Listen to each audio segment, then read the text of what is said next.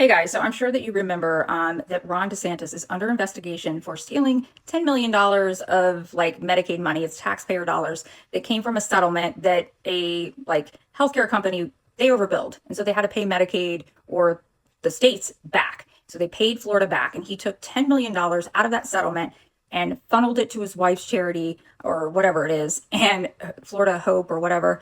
And then they in turn took it and funneled it to his political action committee. And that money was supposed to go to like needy families, children, healthcare initiatives, whatever. Well, that money went to fund his political agenda, which was to beat two ballot initiatives. And those two ballot initiatives were that he didn't want marijuana to be legalized, which was one of the initiatives that was on the ballot. Like this was last year, that it would make marijuana legal. And the other one was to get rid of the 6-week abortion ban. He did not want that to happen. He thinks the ban should be in place, even though there are many emergencies that have happened here in Florida. One of them even happened to a lawmaker where she had to get special permission when she was about to die to have a medically necessary abortion completed by a physician. She had to get like a lawmaker's, like she had to go to the governor. It's crazy. Anyway, it's nuts. But he's trying to defeat those two initiatives that were on the ballot. Okay. And so what he did was he stole $10 million. He laundered it. He stole it.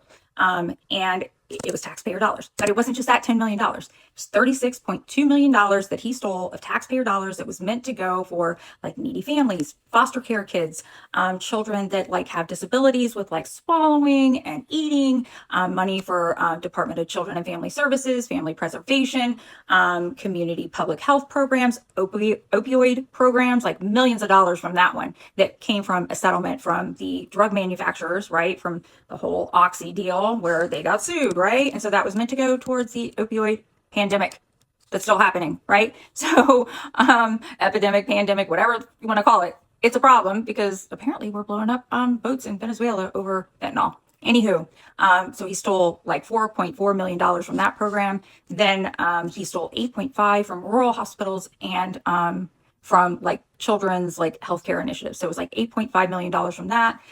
He stole money from some other like transportation fund and he took it and he put it towards lawsuits that was coming against his campaign. I mean, it's just crazy. It was like almost $500,000 for that. There was supposed to be money that was supposed to go towards a women's clinic and it went towards anti-abortion ads. That's where all this money went, was to these ads. It was like 13,000 TV ads, 5,000 radio ads. And yeah, I mean, he took the money from these that was meant to go to these places and then he basically like laundered it